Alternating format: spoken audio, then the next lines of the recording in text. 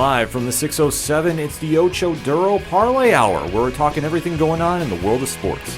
Join in the conversation on social media with the hashtag ODPH, because here we go. Instead of looking deep inside, every word I have to say, keep it simple. Welcome to an all-new edition of the ODPH podcast, better known as the Ocho Duro Parlay Hour. What's happening, everybody? Thank you so much for joining us this week. My name is Ken M. Joining me in studio, as always, you know him. He's the co-host. His name is Padawan J. Let me talk to you. Yeah, and we do have to talk to you before we start the show officially. Yeah. Because last week we had mentioned about the SAG-AFTRA rulings that were going on. It was going to be business as usual until further notice. Card subject to change. Yep, and that did change for us on Friday night because they did release some information for podcasters, their FAQs. And on this, there was a couple things that they had pointed out about rewatch or companion podcasts relating to struck work and the guidelines involving there. And we had to do some consulting with our team. And unfortunately, I fall under the guidelines of adhering to these rules because of an association I have. So I want to say for record, this is strictly me. So this is not affecting PAD. This is not affecting anything going on with 607 TWS. And it's not affecting anything going on with our fam over at 3FN. This is affecting me and the ODPH. So anything on our socials and myself primarily. So I have to make the tough call about this, but this really isn't one because with a lot, just to kind of make it short and sweet, following the guidelines is going to be a lot easier than the repercussions that could happen. Yeah. Involving something I am associated with. And it's not Nerd Initiative, so if anybody's trying to piece that together, it's just more or less the team that knows about it. Yep. That's all that matters. Yep. So until further notice, on the ODPH, it's going to be one episode breaking down the parlay of topics that is sports, wrestling, and comics. And luckily, we have the press list, or we're on the press list for every single major comic publisher.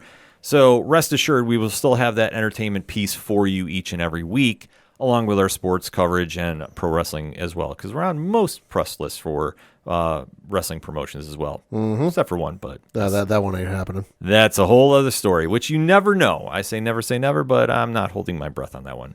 So that being said, that's going to be the guidelines moving forward. Pat, do you want to say anything about this? No, I mean, it sucks to happen, but once you explain the situation to me the way it was, I totally understand, and I'm not going to get into specifics and not going to get into details because, hey, it's not my place to say, but let me just say this. If we were to explain the full situation and every little nook and cranny and every detail to the listeners, I think most of them, I'm not going to say all because, let's face it, there are some jackasses out in the world. Most of them, and most of you, the listener, would sit there and go, no, that's understandable. Given the circumstances, we wouldn't want the worst outcome to happen because of that. So once you explained it to me, I was told, I'm like, hey, I understand, no issues and no ill feelings on my part. Yeah, no, and I appreciate the support from you and Rich because, I explained to him about that as well because that does affect our press access down at New York Comic-Con. And we won't be taking any movie or TV coverage. We're going to be just doing all the comics. And, we did that last year, and we had a blast. So, right. That's not really a problem. And especially the one thing that we've been fortunate enough to do for 6+ years now is we have talked a parlay of topics each and every week. Taking movies and TV out of our equation is not going to hamper the show one bit. And like I said, we're on the press list for many, many outlets. And we just have to adhere to the guidelines going on with that. And obviously with the situation going on behind the scenes, everybody on the team knows about it, is 100% behind me about this, and I truly do appreciate all the support. And it is what it is. So as far as ODPH social media, which you can find at odphpodcast.com, we're not going to be talking movies and TV on there until further notice.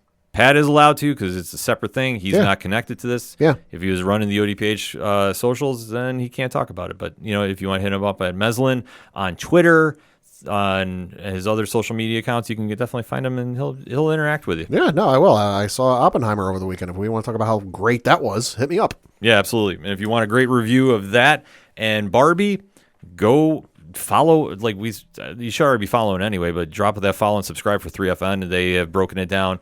One is behind a Patreon wall, so it's a great deal too. For $1 a month, you get a whole lot of content, so it's well worth it. So if you want that movie talk there, you can find it there. I won't be on a show though until after the strike, but it is what it is. And like I say, it's back to business for us here with the new guidelines that we are adhering to. So, and if you're a podcast out there that is covering it, listen, more power to you. This is an individual situation. I'm not judging anybody by it. Yeah. I'm not expecting anybody to worry about that. Like I always say, I worry about my own house. I don't worry about everybody else's. So that said, let us switch to what you came to hear, and that is a parlay of topics. For anything and everything that is the ODPH, you can find it at odphpodcast.com. But let's kick off this edition of the show talking about the biggest pop culture event of the weekend, and that is San Diego Comic-Con. Yeah. Now, this was a very different show from years past because over the years of San Diego, it has morphed into this pop culture destination for all the big movie releases, all the big television announcements. And the comics have kind of been there, but it hasn't been a focal point, in my opinion. Right. This year, with everything going on with SAG-AFTRA, it's been all about the comics. Well, it already was going to be interesting and different because before the SAG strike started, and hell, even before the writer strike started, we knew that, DC Films wasn't going to be there because, hey, they already announced their entire slate of projects either late last year, early this year, whatever it was. We knew Marvel Studios wasn't going to be there because, again, they announced their whole slate of films last year. And we haven't completed or come close to completing all of those films they announced, so why announce more? We knew Lucasfilm wasn't going to be there, so no Star Wars, no Indiana Jones, nothing else, because, hey, again, they've announced all their Star Wars stuff, and the Indiana Jones movie is, I think, still out in theaters, so they're obviously not going to announce something new, especially when it's the last one. And Netflix wasn't going to be there because they have their own thing, so a lot of the heavy hitters and a lot of the big players for films and television were already not going to be there. So it's like, oh, this is going to be interesting to see who jumps in and maybe tries and takes their place. And then the SAG strike happened and obviously the writer strike. So it was interesting to see what happened. But yeah, no, it definitely seems that San Diego Comic-Con went back to its roots and was mostly comics. Yes, and this has been widely publicized, and the general reaction has been from everybody we've talked to that was at the con to just fans watching the coverage. Everybody was really happy with everything that they saw going on. There was nobody that was complaining that it was like, oh, well, we didn't have that big Hall H moment per se. Right. Everybody was so amped up about the comic stuff going on that legitimately it didn't really matter that the big movie and TV stuff wasn't there. Yeah. This was just back to basics. And I love this fact as a comic fan because there was a lot of news that came out. We previewed a lot last week on the show, so we're going to be doing a little bit of recapping here of the stuff that we really thought jumped out. And leading off my list was DC Comics. I thought they had a really solid weekend. Yeah. But the one big announcement that really threw me for a loop, and I know it threw Pat for a loop a little bit too. Yeah, it did. Was a unique crossover that's happening October 17th. Yeah. Pat, you want to talk about it a little bit? Yeah, so this is going to be titled Justice League versus Godzilla versus Kong. And now this partnership is done in conjunction with Legendary Entertainment and Toho International because Toho does have the rights to Godzilla, so they got to get Toho's permission with it. But this is going to be a 7-issue run with the first issue coming out in October. And basically, it's the characters from the MonsterVerse, so Godzilla, King Kong, are going to be taking on the Justice League. And it's not Godzilla and King Kong from the 30s, 40s, 50s, whatever incarnation. No, this is the way they look from the films that have come out from Legendary Entertainment. the last couple of years. Yeah. There's the one. So if you haven't seen the preview art's incredible. But there's the one photo where Godzilla is tearing up Metropolis. You've got King Kong climbing the Daily Planet, a la the infamous scene from all the movies where he climbs the Empire State Building. But he's grabbing hold of the Daily Planet globe as the Green Lanterns fight him off. And then there's the one panel that really jumped out to me where it's Clark and Lois on like a rooftop having a sunset dinner together.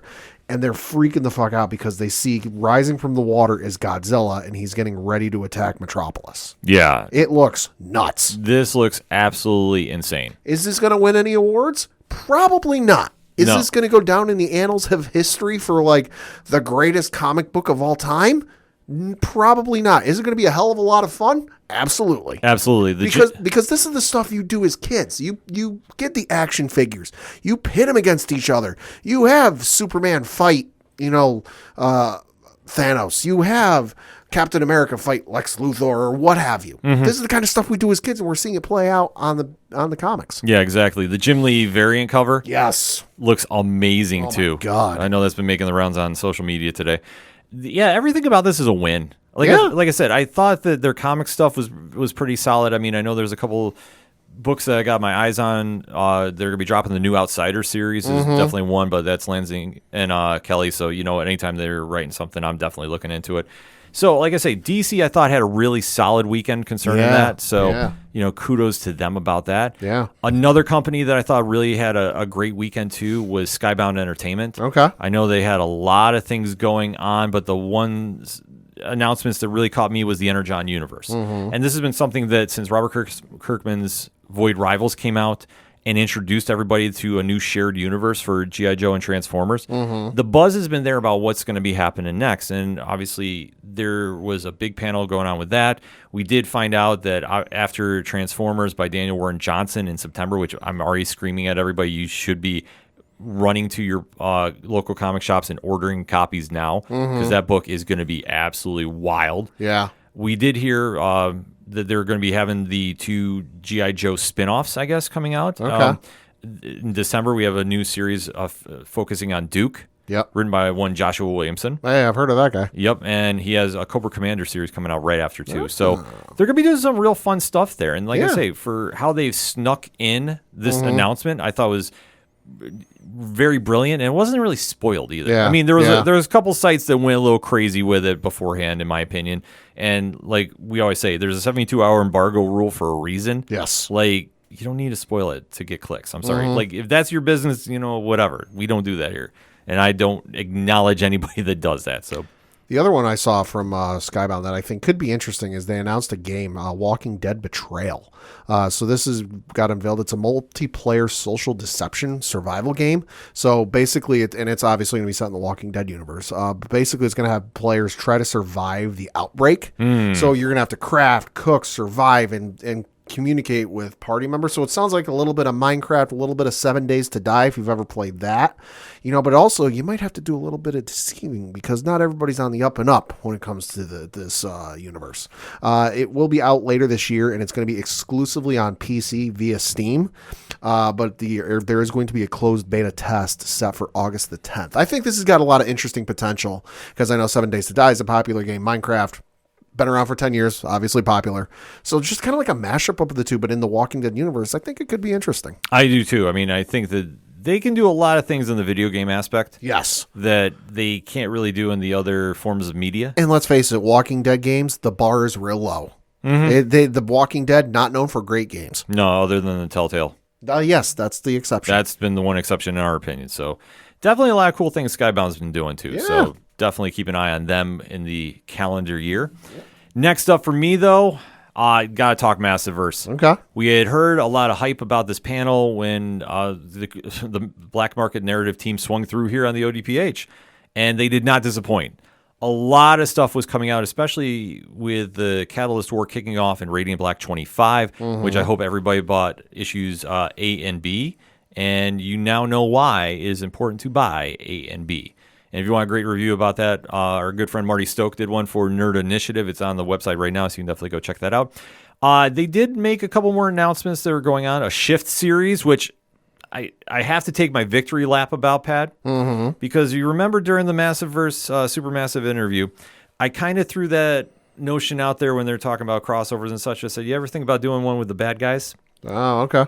Lo and behold, did I catch something? Did I have a premonition? You might have had a premonition. I had a premonition because they did not tell me anything first and foremost, but I definitely was getting hit up about that from a lot of our listeners. So definitely, I'm excited for that. The Shift is one of my favorite characters coming out of the Massiveverse, and to get a spotlight on him, a real big one like they're doing, I think is very, very cool.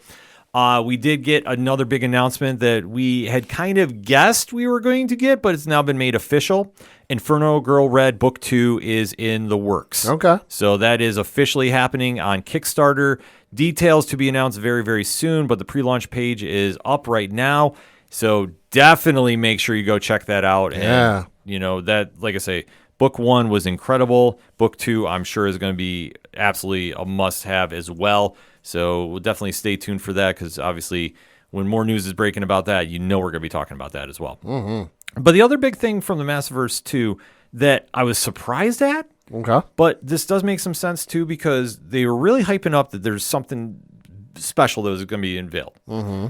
And they have now announced a Massiveverse fighting card game. Whoa, okay. So if you're into that, they are teaming up with Solus Studios. Okay. And it's going to be featuring a lot of the familiar faces from the Massiveverse, and reading right from the Black Market Narrative newsletter. The Massiveverse fighting card game, powered by Pocket's Paragon Systems, features 8 playable characters: Radiant Black, 001, Rogue Sun, Catalysm, the Dead Lucky, Pyre, Inferno Girl Red, and the Griffin. So each one is a rival of, from the series. Right. Each deck features art pulled directly from the comics, plus character card art by Dan Mora. Yo, hello.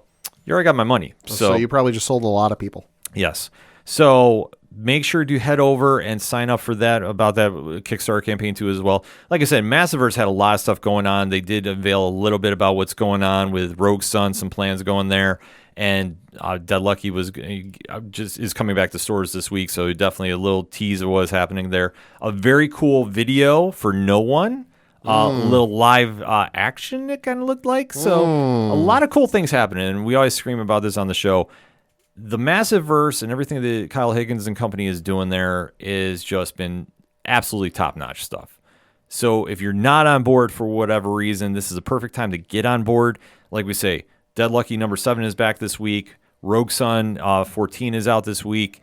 We're definitely going to be reviewing them on our social medias. And like I said, Radiant Black 25 had a lot to unveil, especially with the very, very creative take they took moving forward. So the Catalyst War is going to be something special. So if you can still find an issue somewhere, which good luck, because I've heard sellout after sellout for that, it's well worth picking up and getting on board to what they're doing now. Also, at San Diego Comic-Con, there was a company that was making a big splash, and I think they did, and they came out with a lot of news early, and then it was just kind of trickling the effects over the weekend. Okay. And that was Distillery. Oh, right. So this is going to be the brand new imprint that has got a lot of heavy hitters on it, and we did get the official announcement that Gone by Jock will be the first book out in his debut series. Okay. So really cool stuff happening here. I'm telling you, they showed the cover. It looks, like I say, it's Jock. So, I mean, yeah. I don't think I need to oversell it. No, you don't. It's him. And obviously he does fantastic stuff. So the fact that he's got his own creator, own series, this is going to be something really special when that drops. So you definitely want to make sure you're following Distillery Media and make sure you're signed up on their newsletter too to find out what's happening there. Because I'm telling you, the stuff they have coming out for this is going to be really special. And I'm telling you, I don't like using the word game changer a lot, but I truly feel that this is going to be a game-changing imprint once they get up and running too. A lot of things are going to be going on. Boom Studios also had a great weekend too. The Slaughterverse panel was very cool, like I say. And especially with the Eisner-winning James Tynion. Hey. Seriously, whatever is coming out of that whole Slaughterverse is going to be something special as well too. The Eisners were fantastic as well. Mm-hmm. A lot of books that you hear on the ODPH were featured on there. I noticed that. As winners, yeah. Barnstormers by Scott Snyder and Tulote for Best Digital Comic. Best continuing series, Nightwing by Tom Taylor and company. That's a fantastic run. Yeah, so like that's a no-brainer. James Tynion won Best Writer. So like I say, a lot of cool stuff going on there. We got a recap coming on Nerd Initiative this week about all the big winners there. And like I say, the Eisners are, when you win one of those, it's a book that you need to have in your collection. Daniel Warren Johnson won for Do a Powerbomb 2 as well, too. Yeah. So definitely want to be plugging a lot of that stuff. So a lot of really cool things happening out there. But last but certainly not least on our radars as well was Marvel came in, and man, did they unleash a lot going on. Swung for the fences and cleared it and then some. Oh, my God. Well, the big microphone shaking moment, I guess, started off with Greg Capullo is coming back. Yeah, I didn't see that one coming. No, I mean, heard rumors, but nothing official, and then they unveiled 3 covers that he's been working on. Noticeably lacking on my bingo card. Yeah, but you know what? The fact you have the legendary artist returning, that's huge. And like I said, the Wolverine and the Deadpool pieces he did, just amazing. So those are going to be very, very highly sought after items. Also, during the weekend, it was announced about the Superior Spider-Man. Yeah, saw that. That was surprising to say the least. Yeah, so Dan Slott and Mark Bagley are tagged with that one. That's going to be a crazy series. Obviously, longtime Spider-Man fans know about that. And, that's going to be one that's going to be a very, very hot ticket when it comes out. Oh, yeah, well. To put it mildly. Yeah. Also, over the weekend, too, they announced about the big Spider-Man gang war crossover that's going to be spiraling out in. So that is going to be one that, like, I like seeing when they do these kind of crossovers because it's not something super crazy. Right. Like, you have to go buy every single book. But I think that when they do the street-level crossovers, like those heroes, I really think they do something fun. And gang war has been something that they've done in the past. I believe it's under a different name, so I'm forgetting about it. So I know somebody's probably screaming at their podcast player right now. But this is going to be one that, like I say, they got a lot of heavy hitters on here. It's going to be going for 3 months in various books. And like I say, anytime you can really tie in like Luke Cage, The Amazing Spider-Man, and Spider-Woman, they got a brand new series coming out. But like I say, there's a lot going on here. Yeah. I'm trying to remain calm as I'm talking about this. Marvel's got a lot going. They do. And like I say, this is stuff that really looks very cool. Deadly Hands of Kung Fu is coming out too, part of the gang war thing. So they do have like a couple limited series happening with this, but it's tying into the overall picture. And like I say, Spider-Man is one character that obviously past issue 25 and 26, I think is now it looks like it's swinging back to basics for me personally. So like I'm excited to go check some of these books out, and I really think they're gonna be doing a lot of fun things as well too. And then obviously we got more announcements of David Pepos is going to be writing a Punisher series. I'm all in about that. Lansing and Kelly are going to be doing the new Timeless, so that's going to be a fun one to do. Rob Liefeld has 2 secret projects coming out involving the X-Men Interesting line that looks like. Interesting. The one that caught my eye is Cable with the original X-Men lineup. So that's the one that really like stood out to me. That could be interesting. That's what I'm kind of waiting to hear more about. Obviously, more news came out about Miss Marvel. The New Mutant series is coming out, so that's one that I think everybody has circled on August 30th for. Right. So definitely a lot of things to be excited about. The new Captain America series is coming out by JMS. Yeah. And then I had a mark out moment. I think everybody that reads Mighty Morphin Power Rangers and the Dead Lucky did too, because Melissa Flores is going to be writing Spider-Gwen on tour. And starting in December too. Oh, nice! Yeah, like that was a cool moment, and we all were going crazy in like the different group chats that we're in, because she is just an amazing writer too, and just the fact like I say, you're seeing everybody that's coming out of the Spider-Verse movies and are really like growing in like the popularity and in pop culture, so to speak. So like in this kind of instance, this book is going to be a monster book, and I'm so happy Melissa's going to be writing it because it's going to be top notch, and I can't wait to go check this out. Like I say, Marvel kind of really focused on getting back to the comics, and really with the announcements, like they were big moments. Yeah, I know some people are kind of like, nah, like whatever. It's like, no, if you really read the books and you understand the creators behind this, I'll say, especially like the Superior Spider-Man for me coming back, I was like, oh wow, did not see that coming. Right. Like, that's huge. Like, the Hellfire Gala, I was like, oh, okay, sure. That makes sense. Right. I mean, that went as expected. Like, that was a big event. Yeah. It definitely was a cool thing if you were in attendance for it. I knew a couple of people that went there, so I heard just nothing but raves about that. So Marvel, like I said, they put a nice little cap on everything. Yeah. So for me, like I say, it was all about the comic stuff too. Oh, I almost forgot about they did announce an all new X-Men lineup. Yeah, so this one is they teased something big for X-Men in 2024. Who are the new X-Men? And there's a teaser poster that came out that says, "Who are the new X-Men coming 2024?" with a sneak peek this November. Shh. So something's coming. We're gonna get a new lineup and maybe some new faces. Cough, cough. Kamala Khan, cough, cough. Yeah, we could Because see. the writing's on the wall with that one. Oh yeah, If anybody remembers when the PlayStation, I think it was the Vita, the PlayStation was going to announce something. It was like the worst kept gaming secret. Everyone knew it was going to get announced. This is like the same damn thing. Mm-hmm. Like every step of the way about this has been so easily predictable that like it's not that big a surprise. no, it's definitely not. But the thing about the writing font for the new X-Men book, that's Age of Apocalypse. Oh, So- I'm looking at the art right now. So Yeah, okay. that. I mean, if they decide to go there, that would be something wild. I mean, Age of Apocalypse Part 2. yeah, or whatever parts there is, because I think I always just stick to the classic one. I have not followed about any other follow-ups after, because that is Sure. such a classic storyline. But you know what? If they decide to go back there for this with the current situation in Kuroka, that could be some fun stuff. Yeah. Pat, you got anything else that kind of caught your eye there a little bit? Couple of video game stuff. Obviously, we had the Insomniac Games panel for the upcoming Marvel Spider-Man 2 game. That one looked really friggin' awesome. We got a first good, solid look at Venom, which saw today. Todd McFarlane. Yeah. Todd McFarlane approves of the look of Venom. So, hey, that's a good That's sign. a huge cosign. That's a huge cosign. The game looks incredible. We found out that it is going to be taking place roughly 9 to 10 months after the events of Spider-Man Miles Morales.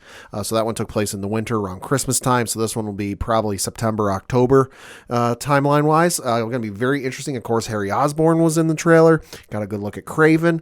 Miles is going to have a come face-to-face with Mr. Negative, which... boy, that's going to be a hell of a meeting. If you played the first game, you know what I'm talking about. Mm-hmm. So that one obviously jumped out to me. Super excited for that one. Also got a reveal for a new interactive streaming series. This one is interesting. This one called Borderlands Echo Vision Live. And this one is a new streaming series set in the Borderlands universe, of course, the video games, focusing on 8 tourists, all newcomers to the Borderlands series, find themselves stuck on Eden 6 after embarking on an adventure safari to follow in the footsteps of the Vault Hunters. So not really sure what the hell this is going to entail, whether it's live action, animated, 3D animation, or whatever. But hey, it's more Borderlands. I am all sorts of for it. Also, in some more video game news, we got the super cool announcement for the Mortal Kombat 1 game, and that is some new DLC. It's going to be the first DLC called the Combat Pack. Of course, combat's spelled with the K.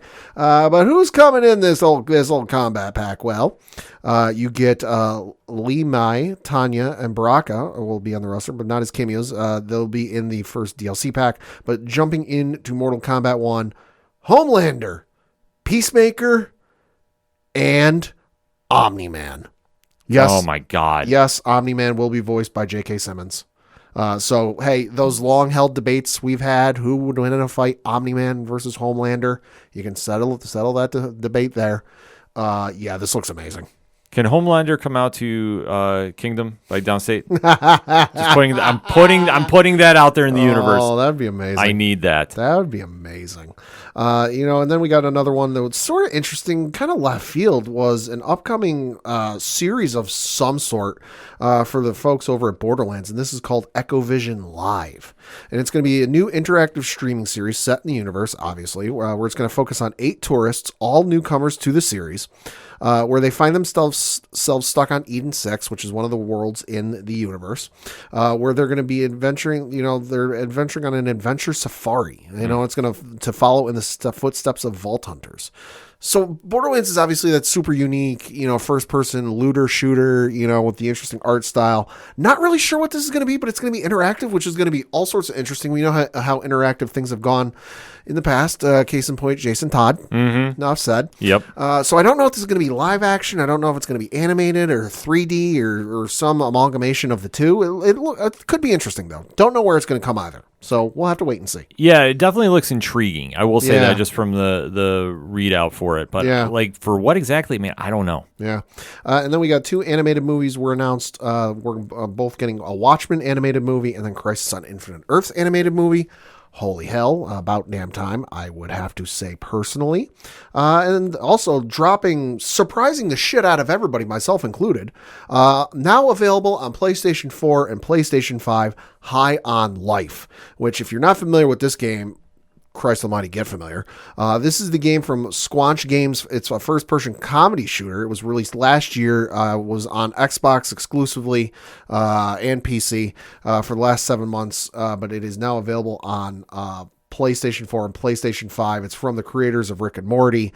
Do I need to say any more? It's absolutely hysterical. I can't wait to get my hands on it. I've seen some gameplay. It seems hysterical, so I am super fucking excited to play this. Also got some new details on the upcoming Star Wars Outlaws video game, which is the one. It's going to be set in between Empire Strikes Back and Return of the Jedi. You can work for not Boba Fett, Jabba the Hutt, or against Jabba the Hutt. Which, hey, given recent events in that timeline of when this takes place, sell out Jabba the Hutt. See how that works out for you.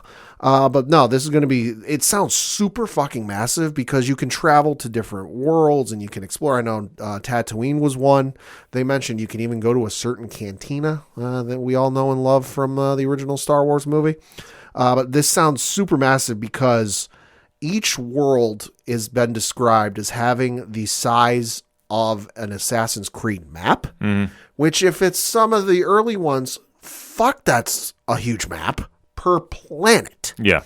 So this is like essentially however many planets, let's just say it's 5. If you can go to 5 planets, which I don't think that's going to be the number. I think it's probably going to be slightly more than that.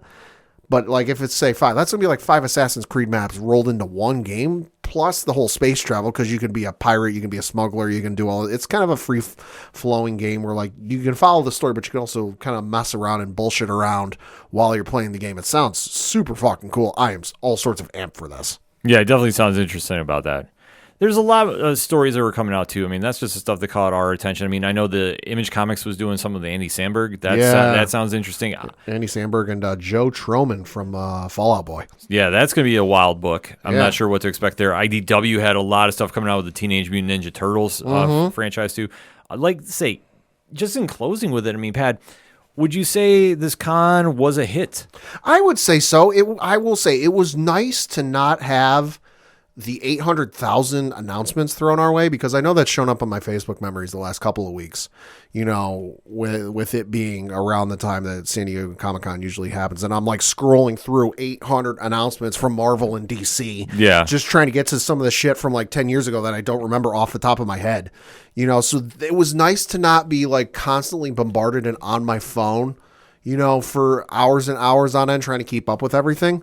But it was nice to see the comics get their shine, because that's ultimately at the end of the day where these movies, where these TV shows, where these animated movies and video games come from. And without those stories, without the Crisis on Infinite Earths, without the, Darkest Night, without, Civil War, without, Age of Apocalypse, we wouldn't have some of these seminal moments on film, TV, animated that we're so familiar with. Absolutely. I mean, it all comes down to comics makes the world go round, because what spirals out of those pages really is what takes over pop culture. Yeah. And like I say, I know there was a lot of stuff that was going on pertaining to that. I know Pat has alluded to a little bit of that too as well, for some other projects going out, which, like I said, there's a lot of stuff to be excited about as well. But like for me, it's just strictly about the comics. And I loved what Marvel had to announce. Like I say, as a comic fan, Pepos on Punisher, that take my money now. Right.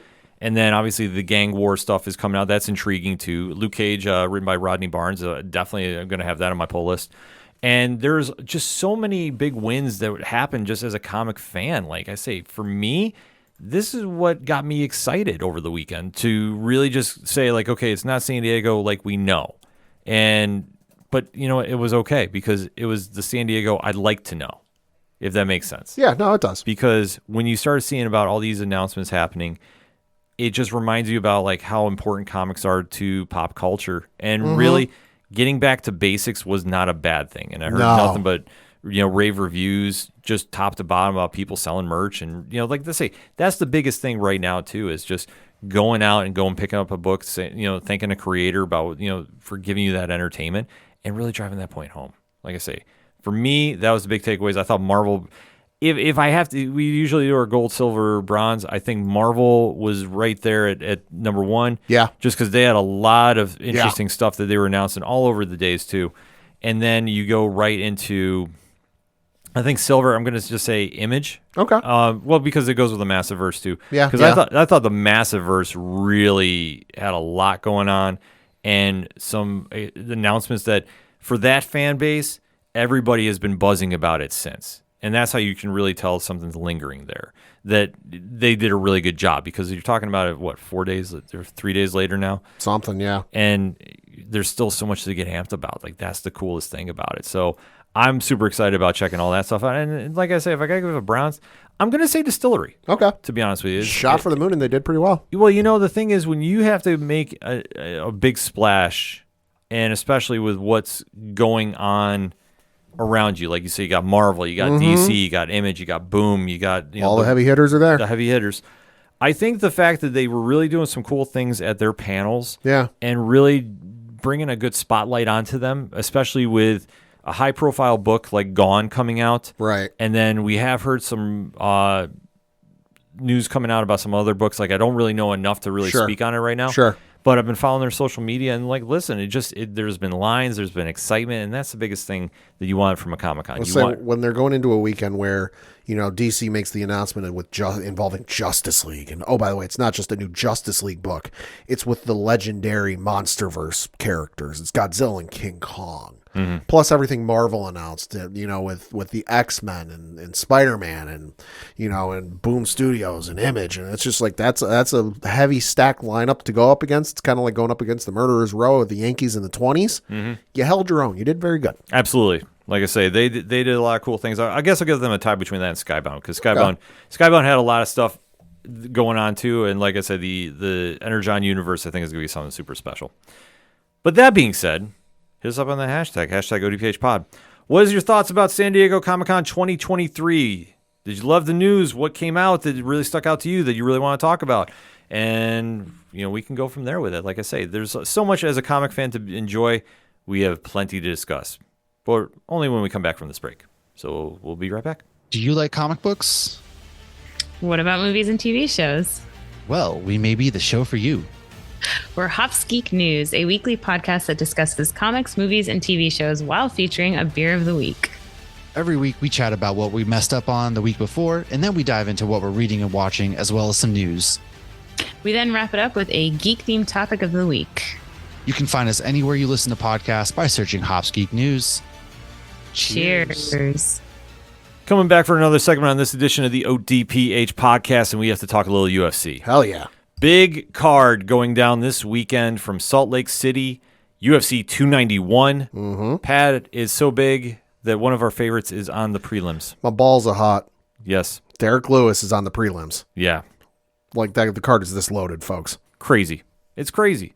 So that is how stacked this card is. So we're going to take our time and break down the main card. So Pat, why don't you kick us off? Yeah, so the first fight on the main card is going to be in the welterweight division, and it is between Michael Chiesa taking on Kevin Holland. This is going to be a fun matchup. Chiesa, obviously known for his ground game. As long as he's not sitting there trying to strike with Kevin, he will be fine. Kevin Holland, though, has improved his ground skills, but I don't know if he can stop the takedown. The only thing I know is he will be talking a lot during this. So looking at the records for Michael Chiesa in 24 professional matches, has a record of 18 wins, 6 losses, currently on a 2-fight losing streak. Lost his last fight to Sean Brady by unanimous decision. That was back in November of 2021. And then he lost to Vincente Luque via Darce choke submission. That was in August of 2021. Prior to that, he was on a 4-fight win streak. And then switching over to Kevin Holland in 34 professional matches, has a record of 24 wins, 9 losses, 1 no contest. Currently on a 1-fight winning streak, beating Santiago Ponzinibbio via knockout. That was in April of this year, and prior to that was on a 2-fight losing streak. He lost to Stephen Thompson via TKO. That was corner stoppage. That was back in December of last year. And then he lost to Hamzat Chimaev via Darce choke submission. That was in September of last year. So I'm going to say Kevin Holland. He's been fighting consistently. Not quite sure what was going on with Chiesa that he's been off the last couple. I think he had an injury. Yeah, looks like it was. His faced Sean Brady November 2021, lost about via unanimous decision. This is on his Wikipedia page. Chiesa was scheduled to face Li Jingliang on April 8th, 2023 at UFC 287. However, Jingliang pulled out of the bout due to a spine injury, so not really entirely sure what it is. So that being said, I'm going to go with Kevin Holland in a unanimous decision or a split decision, some sort of decision, because, listen, it's been, quite a layoff there for Chiesa. It's his first fight since November of 21. Octagon rust is a thing, and I don't know if he'll be able to bounce back from that. It's going to be a tough challenge for him. I will take Holland in a split. Okay. But I will say this, if Chiesa can get him to the ground early, Holland's in big trouble. Okay. Like, really big trouble. And then next up is in the lightweight division where you've got Tony Ferguson taking on Bobby Green. Oh, man. Like, I want to see this fight, but I don't want to see this fight. Okay. Because I'm at the stage with Tony Ferguson, great fighter. I always said him and Khabib was the greatest fight that never happened. Well, Tony was a good fighter. Right. But I think just Father Time's caught up to him. Yeah, I'd have to say so. Looking at their records for Tony Ferguson in 33 professional matches, he has 25 wins, 8 losses, currently on a 5-fight losing streak. Yeah. Lost to Nate Diaz in his last fight via guillotine choke submission. That was in September of last year. Got knocked out by Michael Chandler in May of last year. Lost via unanimous decision to Beneil Dariush. That was in May of 2021. Lost by unanimous decision to Charles Oliveira in December of 2020, and then he also lost to Justin Gaethje via TKO. That was in May of 2020. His actual last win, if you want to call it that, is to Donald Cerrone, which was a TKO. That was a doctor stoppage. All right, so if you don't want to count that, then you go back to his last fight. Before that was a win against Anthony Pettis. That was a TKO, although that was a corner stoppage.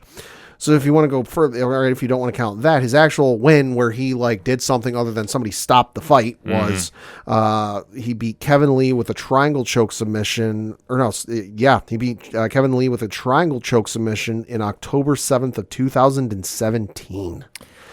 On the flip side, Bobby Green, 45 professional matches, 29 wins, 14 losses, 1 draw, 1 no contest. That 1 no contest came in his last fight against Jared Gordon. It was an accidental clash of heads. Never seen that before. That was in April of this year. Prior to that, he was on a 2-fight losing streak, losing to Drew Dober via knockout. That was in December of last year. And then losing to Islam Makhachev via TKO. That was in February of last year. This might be the one opportunity where I get the chance to see something I've always wanted. Double knockout. This could happen. I mean, the one thing is Tony will scrap with Bobby. It's going to be not a pretty fight. No, it's not. I do like Bobby in this one, though. By slim margins. Yeah, I mean, Ferguson at this stage, like I say, I just don't want to see him fight. I mean, let's be honest, folks. If you're having a watch party over at your place of residence, and you got some food, and you maybe got a sheet pizza, you got some wings, you got a sub tray or something. Mm-hmm. This might be the fight you go up and get more food. Yeah. And let's face it, the way these guys' records reads, something tells me this fight ain't going to be going long. It's not going to go long. I can see. I'm going to say Green first round knockout. I'm not excited by saying that too. I'm holding my guns. Double knockout. It could happen. Double knockout. Definitely could happen. Next up is in the welterweight division where you've got the ageless wonder, Stephen Wonderboy Thompson, taking on Michael Pereira. This is going to be a fun fight. Styles are going to be very, very different. Stephen Thompson, a very, very disciplined karate fighter. Fighting at the ripe young age of 40 years old. Yeah. And then Pereira is more of a wild man. Yeah, he is. He does a lot of unique strikes in the cage. Mm-hmm. Very unorthodox, to say the least. But this one, I'm going to go with the upset here. And it's nothing against Stephen Thompson, but yet again, he's 40. He's 40, got a lot of tread on the tires. I just think that the speed of Pereira is going to be too much. Mm-hmm. I could see this being a decision. but I'm going to say unanimous decision. So looking at the records for Stephen Thompson in 24 professional matches, he has a record of 17 wins, 6 losses, 1 draw. Won his last fight against Kevin Holland. That was a TKO corner stoppage in December of last year. And then for Michael Pereira, in 41 professional matches, 28 wins, 11 losses, 2 no contests. Currently on a 5 fight winning streak, beating the likes of Santiago Ponzinibbio via split decision in his last fight. That was in May of 2022. So if you're sitting there at home wondering, wait, Pat, I thought you said Stephen Thompson is 40 years old. How has he only got 24 professional matches? Because, folks, I'm looking at his other records. He's got a kickboxing record, which stretches back to, and this is, according to the Wikipedia page, this is incomplete, so this might be missing some fights. The earliest fight on his kickboxing record is from July 19th of 2002. Yeah. And then for and that's his professional kickboxing record. His amateur kickboxing record stretches all the way back to February 6th of 1999. Yeah, he's been fighting for quite some time. Dude's been fighting in like 4 decades. Mm-hmm. So with that said, I'm going to go with Pereira. Listen, nothing against Stephen Thompson. He's one of the ageless wonders of the sport, and one of the fun ones to watch. One of the nicest people too. Yeah, but I just think, hey, age has caught up with him. Pereira's clearly hungry, beating dudes by technical submission, unanimous decision, split decision. I think it's his time.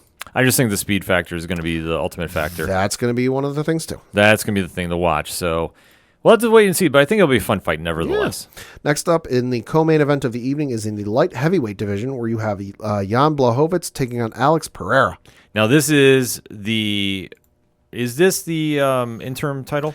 This, according to the Wikipedia page, there is nothing listed for this fight in terms of like anything's on the line. I'll check UFC.com, but does not appear to be. Okay.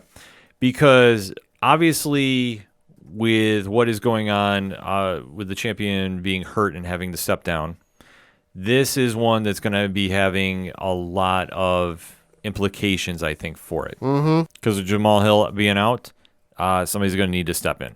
And that's going to be a situation that we're really going to say, is this going to be the title contender for him? And that's going to be another one that we have to really assess here. But the craziest stat from this, Pat, is Alex Pereira could be a double champ in the quickest amount of time, I think, in MMA history. Really?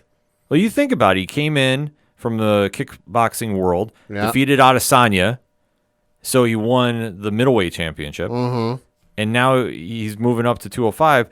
I'm just saying, like, this could be the one of the surprise Rocky-esque rises in MMA history. Could be. I mean, you think about it, with Pereira's background, and now if he wins this one, depending on what they're going to do for the 205 title. Which I'm looking, nothing has been announced. Right. So obviously we've still got a couple of days before the fight takes place, but I would figure if this this fight were going to be for the title, Dana would have announced it already. Yeah. And it seems super last minute because the weigh-ins, I think, are either tomorrow as we record or like the day after. I forget when they are. It seems super fucking last minute to go do the weigh-ins, the official ones, and then you've got the ceremonial weigh-ins on television later in the day. Right. To go, oh, hey, by the way, we realize we're a lot less than a week away from this fight. It's going to be for the title, by the way. So I don't know what you do with this. You might treat it as, whoever wins this fight gets somebody else in the rankings next down the road. That's where I think they have to. Because I'm looking at the rankings. Jamal Hill's still listed as the champion on UFC.com/rankings, even though he's said he's going to relinquish the title. Jiri Projaka is the number one ranked fighter. Magomed Ankalaev is number 2. Jan Blachowicz is number 3. Alexander Rakic is number 4, and then Nikita Krylov is number 5. Johnny Walker is tied with him at number 5 on the rankings there. So I don't know what you do with this. The only thing I think is just depends on how Prochaka's coming back. Yeah, that could be. And I think if he's going to be ready to fight sooner than later, the winner of this is going to be who's facing him. Yeah. That's the only thing I could think of. Like, because if they had not announced this being the interim title, that's the only move they can make. You know what they can do, playa? They can have a gauntlet match with the final test being against The Undertaker. Holla, holla, holla. Oh, my God. If only. Get Teddy Long to book it. I'd be there all day for it. But I think for this fight, though, Blachowicz, I just don't see him doing this. I think it's another speed factor. And Pereira, look, I think the weight cut might have hurt him a little bit at 185. I think him being at 205 is going to be interesting. Yeah. And the one thing that he's not going to have to really worry about too much with Blachowicz is the grappling aspect. I think Blachowicz would be smart to grapple with him. But if Pereira's ready to be a champion, he'd better learn a ground game. Right. But I think what he's going to do is, I think with Blachowicz's time in the cage, I think Pereira can catch him with a strike and he's out. Yeah, because much like we were talking about in the last fight with Stephen Thompson, Jan Blachowicz, also 40 years old. He's got professional fights that stretch back to February 25th of 2007, which was his first professional fight. There's nothing else listed here in terms of his record for amateur or whatever else, but in the section for championships and accomplishments, he does have a grappling. He got first place over 91 kilograms in 2005 at the Polish BJJ Cup.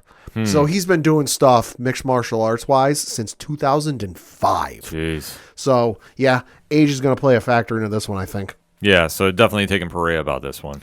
And then in your main event of the evening for the symbolic BMF title, even though Poirier's lost since he won that belt, so he theoretically shouldn't be the BMF holder. But I digress. We call that what, Pad? Reasons. I'll spend some time looking up who the actual BMF title holder should be. But you've got Dustin Poirier taking on Justin Gaethje. Violence. That's the only thing you need to know about this match. This is going to be worth the price of admission alone. Poirier and Gaethje are going to sit there and swing for the fences. This is not going to be a submission game. This is not going to be a ground and pound by any means. This is going to be rock'em sock'em robots to the definition. Poirier, at this stage, this is a great fight for him. Big title implications coming from this, because I think the winner could be in that kind of waiting for the winner of Oliveira and Machev. Mm-hmm. So if that's the case, they're going to want to put on a performance. I don't even know where to go with this. I know I will be entertained. Yeah. That's the easiest way to describe it. But I guess if I have to choose somebody, I'm going to go Gaethje. Okay. But I'm not feeling comfortable enough to, I would say, put money down on it. So, record-wise, for Dustin Poirier, in 37 professional matches, he has a record of 29 wins, 7 losses, 1 no contest, currently on a 1-fight winning streak, beating Michael Chandler via rear naked choke submission. That was back in November of last year.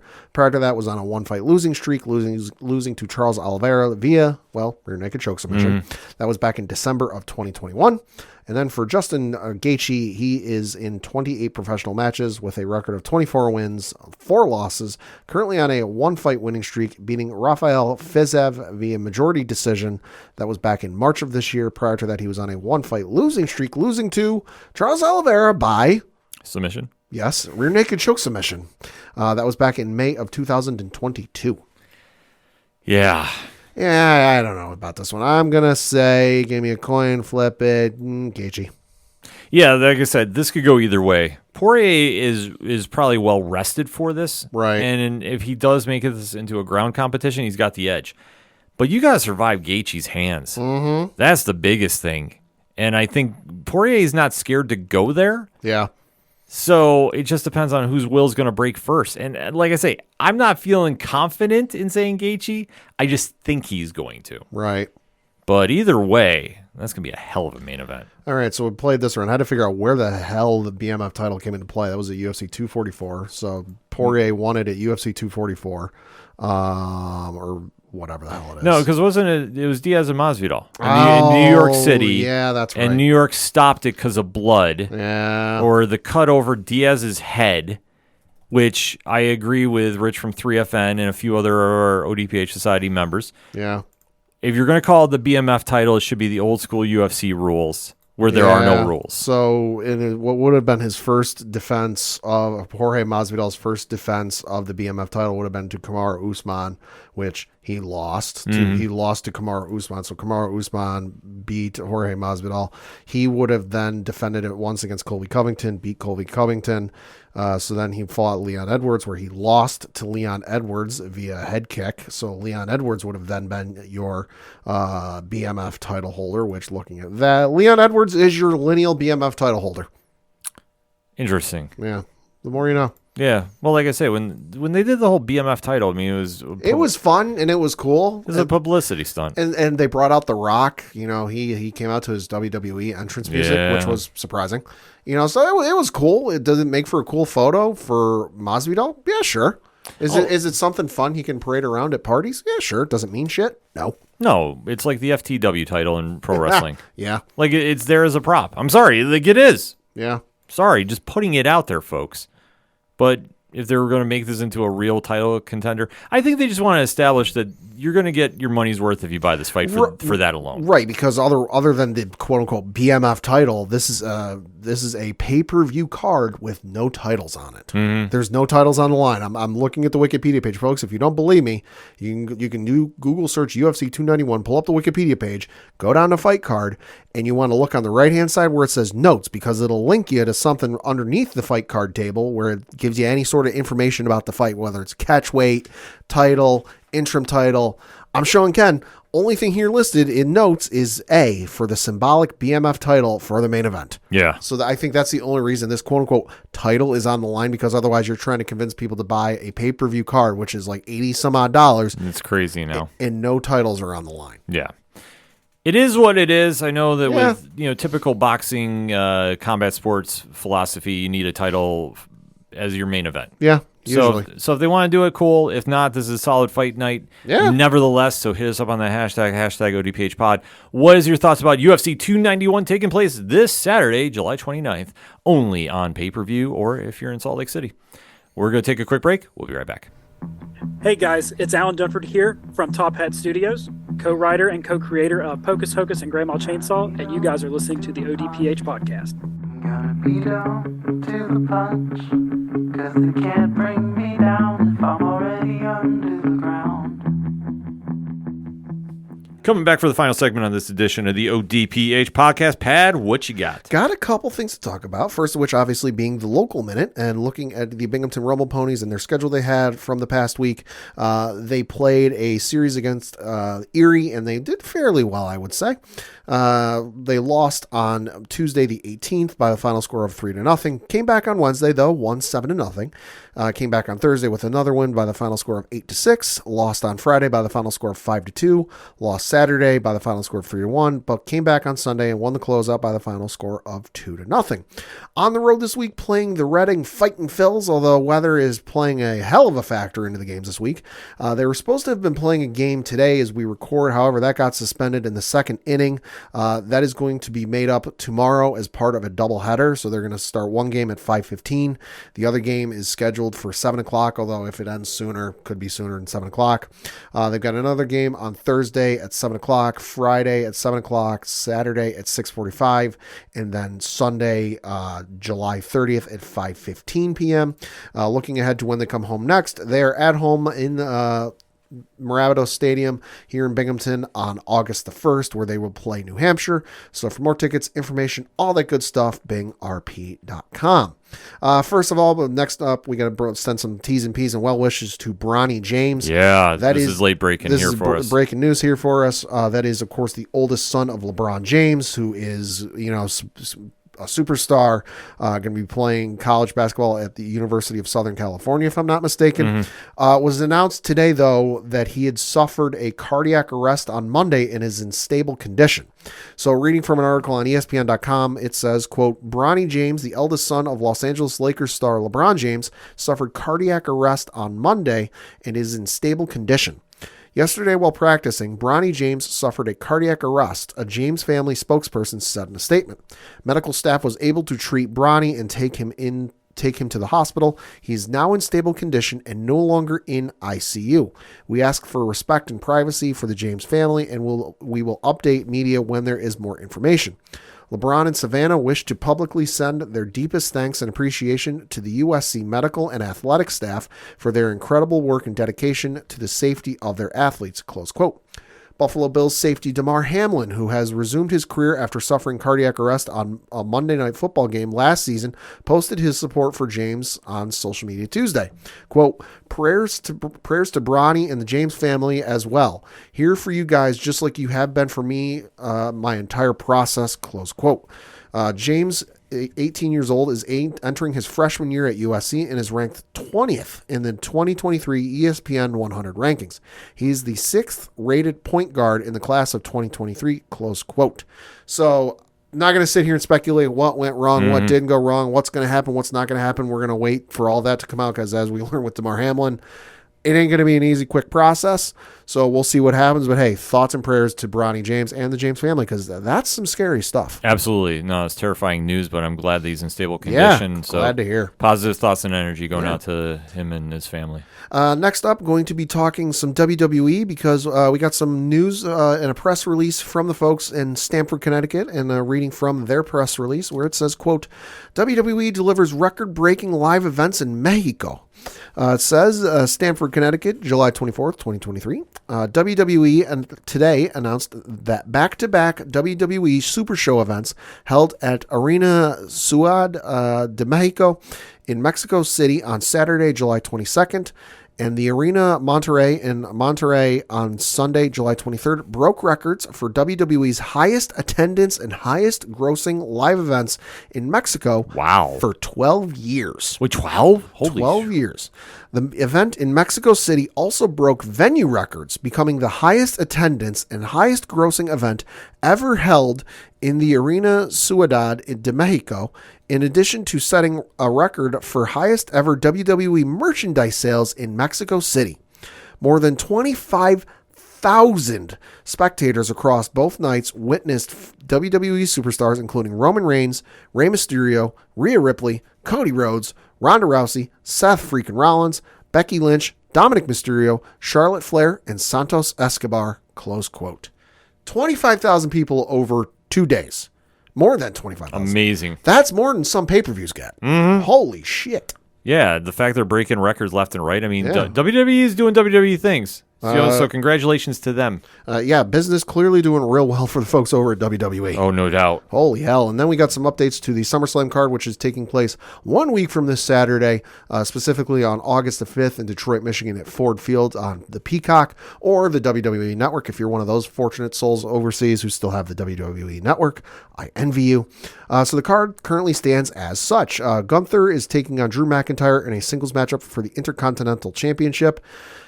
Bring your mouth guards because sure a few of us watching at home are going to lose some teeth. Good Lord. You got Ronda Rousey taking on Shayna Baszler in a singles matchup. Ricochet taking on Logan Paul in a singles matchup. That one was just announced on Monday Night Raw last night as we record. So that one should be fine. It should be good. They got the good chemistry in the ring as we've seen. It's good to see Ricochet getting a spotlight like this. So I think we're going to see something really crazy done in that ring. Yep. I don't know who's going to win just yet. We'll save that for next week. You've got Asuka defending her WWE Women's Championship against Charlotte Flair and Bianca Belair in a triple threat match. That one was just announced last week. That one should be all sorts of amazing. Very interesting dynamic there. That's going to be a coin flip for me. Yeah. You've got Seth freaking Rollins defending his World Heavyweight Championship against Finn Balor. That's going to be a really good match. Yeah, it is. I wouldn't doubt Finn winning. Although, maybe not holding the belt for real long. You know, the setup they've done with Damian Priest, this is why he won Money in the Bank. And the Judgment Day has gotten some spotlight on them. Yes, they have. From the Bloodline, for being the best storyline in WWE. So this is something that fans are going to be definitely tuning in for. Yeah. I don't know. I don't know if they've moved the belt off Seth just yet, but we'll see. They did plant that little kernel, that little seed, with Seth last night on Monday Night Raw, where he mentioned Finn. He's like, hey, you could beat me at SummerSlam. It's a possibility. You also could have a shorter reign than your first Universal title reign. Yeah. Because he's like, don't forget your buddy Damian. He is the Money in the Bank holder. We do also have Cody Rhodes taking on Brock Lesnar in a singles matchup. That one's going to be amazing. It's going to be a stipulation added to it before it's said and done. Probably on Monday. Probably on Monday. Brock is scheduled to be on Monday Night Raw this next coming week. And then in the main event of the evening, you got Roman Reigns taking on main event Jey Uso in a tribal combat match for the undisputed WWE Universal Championship and recognition of Tribal Chief. So guessing this is probably no holds barred. No holds barred, anything goes type of match. Yeah, that's what it sounds like. Yeah, but still, the card is shaping up very nicely. Monday Night Raw last night.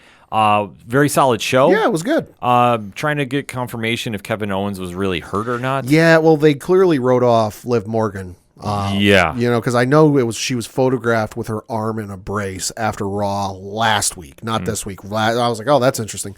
And then when Rhea came out and destroyed her arm with 2 chair stomps, that clearly wrote Liv off, because Rhea even said, enjoy rehab, bitch. Yeah. So that Liv is going to be off TV for a little while. But yeah, no, reports coming out that Kevin Owens might legitimately be injured with broken ribs. So if that is true, T's and P's, but we'll wait to see what happens. Agreed. Yeah, I'm not sure exactly what, but solid show nevertheless. So yeah, definitely a lot to look forward to. If you're looking for more pro wrestling coverage, 607 TWS on your favorite podcast providers. Yeah, and then lastly, certainly not least, we've got to talk about this insane soccer news from overseas, specifically involving Kylian Mbappe. The French soccer star, was one of the best players in the world. Not the best. He's up there though.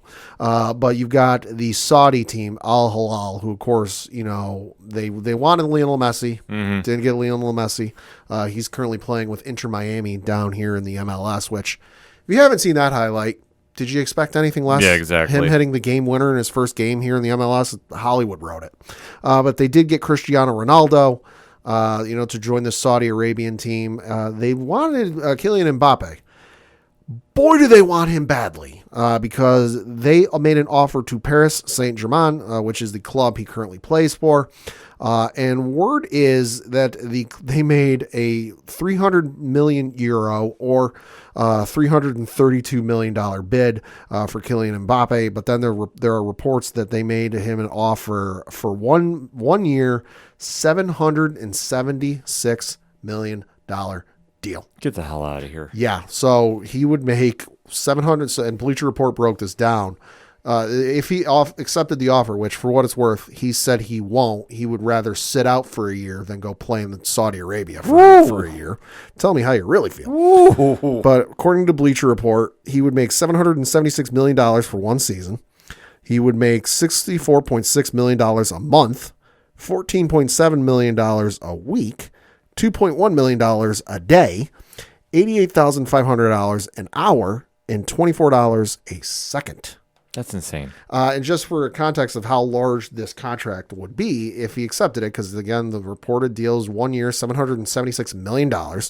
It would be more than the combined salaries of Steph Curry, Kevin Durant, Nikola Jokic, LeBron James, Joel Embiid, Bradley Beal, Paul George, Kawhi Leonard, Giannis Antetokounmpo, Damian Lillard, Jimmy Butler, Klay Thompson, Rudy Gobert, Fred VanVleet, Anthony Davis, Trae Young, and Zach LaVine. They're making a combined $762,627,244.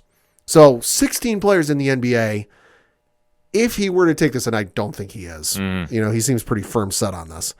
He would be making more than 16 players in the NBA. Pulled up some other sports. Mike Trout currently has the largest contract for Major League Baseball. That is a $426.5 million deal. Mookie Betts with the Dodgers is number 2 with $365 million. That comes close without doing math. That's fucking bonkers. And then you go over to the NFL where it's Patrick Mahomes has like that $500 million deal or whatever it is. Or $450 million, excuse me. Josh Allen with the Buffalo Bills is number 2 with $258 million. Even that don't come close. Yeah, to this. That's nobody comes close to this. Which, hey, get your money. If you want to take it, I'll never fault anybody on that. But it sounds like he doesn't. And for what it's worth, I don't think this whole Saudi soccer club thing is going to last real long, because look at what happened with Live Golf. The Saudis wanted their own golf league and they started pouring all this money into it. And they got a bunch of the top name golfers from the PGA Tour and some other tours to come over for massive, fully guaranteed contracts. What ended up happening? The PGA Tour and the Live Golf ended up merging, with the PGA Tour taking control of Live Golf. Yeah. This wasn't the other way around with Live Golf taking over the PGA Tour. No. The PGA Tour was merging and the PGA Tour was taking over Live Golf. We're going to see with all the mechanics and whatnot that play out with that, because that's still got to get the finer details tuned. But something tells me, just a gut feeling, get your money, Ronaldo, get your money, anybody else going over there. It's not going to last long. No, I don't think so. I mean, I think you're seeing much of the same comparison. I mean, that's a great comparison with Live and the PGA. Right. So I think unless they really make some strides and get some star players over there, like, and really can make a run with it, Right. I'm not holding my breath. Because the thing that hurt, I think Liv would have had a shot because there were obviously some big name players. On that. Sure. But the biggest thing with Liv was nobody wanted to do a TV deal with them. Yeah. So for like this first 6 months or whatever it was, you couldn't find them on television here in the States, which is how a lot of people still consume their golf. Their golf. You know, obviously they're on the CW network now, but that's however long it was after they first started, and now it's not going to matter because they're getting folded into this. Right. This Saudi thing is great. You get a lot of shit. You get a shit ton of money, fully guaranteed. But unless they're spending all this money, unless there's money coming back in sponsorships, ad revenue, TV deals, and whatever else, you're losing a lot of money and you're not bringing anything in. Agreed. Yeah. So I'm not holding my breath on that, but we'll have to wait and see. So let's get into that comic picks and take us home, Pad. What you got at the shops this week? Couple of Marvel picks. The first of which is Ultimate Invasion #2 from Jonathan Hickman. Listen, it's the Ultimate Universe coming back. Need I say more? I don't think so. You've got Amazing Spider-Man issue #30 from Zeb Wells. This one looks interesting, especially because you got Doc Ock on the cover. And given the recent events with were announced at San Diego Comic-Con, Yeah. could play a part. We'll see. Well played. Then you've also got Star Wars Darth Vader Black, White, and Red, issue #4 coming out from Jason Aaron. This one looks super awesome. It says, trapped on the frozen planet Hoth. Frank Thierry sends Vader to Hoth. Steve Orlando goes cerebral with the corruption of Darth Vader's mind, plus the final chapter of Jason Aaron and Leonard Kirk's Dark Tales. Super excited for that one. And then from the folks over at, I believe it's Dynamite Comics, it is 007 for King and Country issue #4. This one from Philip K. Johnson. Yep. This one says the former 007 and 002 are tired of running from Merimden. Time to take the fight back to their home turf in England's green and pleasant land. Close quote. So those are a couple of my picks this week. Solid picks, Pad. For me, there's a great news series coming out from DC Comics, Superman: The Last Days of Lex Luthor. For now. Well, this is under the Black Label brand. So this is like the more mature audience, the more Elseworlds mix. They do some great stuff on these on the Black Label books, and you can go through the history of DC. They've made some in reprints now under that banner. So this is one story that when I saw this, it definitely caught my eyes. The creative team caught my eye: Mark Waid and Brian Hitch. So the story behind this, because the book is out today, I can talk about this one, is Lex Luthor is dying, and Superman he asks Superman to help him. Okay. It's a weird pairing of how the story goes, but it's brilliant, though. And I love Wade's take on this. Hitch's art is fantastic, as always. So very, very solid first issue. I'm definitely all in about this and can't wait to see more of it. So that's out by DC Comics. DC had a very big week, too. I definitely want to plug Batman Beyond Neo Gothic. Hey. So I did not get a chance to fully do a review of that, but from while I've been hearing the buzz, this is on my pull list. Like, I got to go get to the shop and go pick this up. From Boom Studios, we're returning to the land of Berserker. Okay. The series that was done by Keanu Reeves. Yeah. It's Poetry of Madness #1. So Reeves is back penning the book, but a little switch up at art duty. Steve Skroke is on the artwork, and this is a one-shot dealing with the past of B, aka Unit, or Unit, and just it's perfect for any Berserker fans. It's violent as all it can be, but it will definitely be, it fits that universe. So like I say, it's a one-shot. It's definitely worth picking up, and it's like I say, if you love the action and just extremeness that is Berserker, you'll definitely dig this. Yeah. Also from Boom Studios this week, Mighty Morphin Power Rangers 110. Melissa Flores, Simona Di Gianfelice. Enough said. Yeah. We're getting near the darkest hour, so that series should be a staple for you at the comic shops. Just putting that out there. Also coming out from Melissa Flores this week, Dead Lucky #7. Finally returning after a little bit of hiatus. The new stat quo in San Francisco is put in place, so definitely super excited to go check this out. The work that she does with French Colomagno, top shelf, so can't stress it enough. Also, Massiverse returning this week, Rogue Sun 14, Ryan Parrott, Marco Renna, and Abel. What can you say about it? Massiverse is taking over, folks. If you're not on board, you need to get on board. Just saying. Also, Image Comics. Image had a really crazy week, too. Click Click Boom #2 is coming out. Now, this is a little series. It's very, very different. But if you like kind of little mystery, espionage type deal, dealing a little like, I don't want to say true crime, but it's kind of, it's got a lot of elements going on with it. It's in that vein. Yeah, this is one definitely go check out. Doug Wagner and Doug Dabbs' story about Sprout and the world that she lives in, just communicating via Polaroid pictures. It's freaking awesome. I love this series. I think I think this one definitely deserves more praise. Also, Image Comics, Savage Strength, The Starstorm #3. So this is one by Drew Craig and Jason Feinstein. If you like throwback superhero themes, like I always go back to, this book reminds me of something that I read from Jack Kirby. Okay. It's got that kind of vibe to it. It's very, very vintage in its storytelling, and there's nothing wrong with that. I'm not saying anything mean about that. I really dig it because it's a throwback, and that's where you really get that vibe from. So I'm super excited to check this out. Like I say, it's doing a lot of different things. Like they're moving at a very quick pace, and they're really expanding the universe. Like they did last issue #2. Right. They were trying to do a lot, I thought. So this one, definitely one that is on my radar. So I definitely highly recommend that. And my last pick, because I could not end the show without talking about this. Boom Studios' Alice Never After. So this is Dan Panozan and Giorgio Spalletta.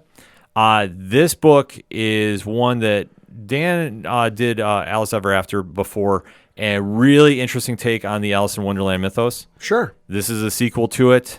This is one that we're going to be talking about on Nerd Initiative this week, so you definitely want to go check that out. So if you're looking for comic reviews, odphpodcast.com, nerdinitiative.com. Every Wednesday, we got a lot of stuff coming on from the Nerd Initiative bullpen. And as we like to close out, every time we're talking comics, make sure to go out to your local comic shops and go support them, because there's nothing like going to get comics at a shop on a Wednesday. That being said, for anything that is the ODPH, you can find it at odphpodcast.com. That's all for this week. So for the one and only Padawan J, fuck the Astros. I'm your host, Ken M. Thank you as always for listening to the ODPH podcast, better known as the Ocho Duro Parlay Hour. See you next time.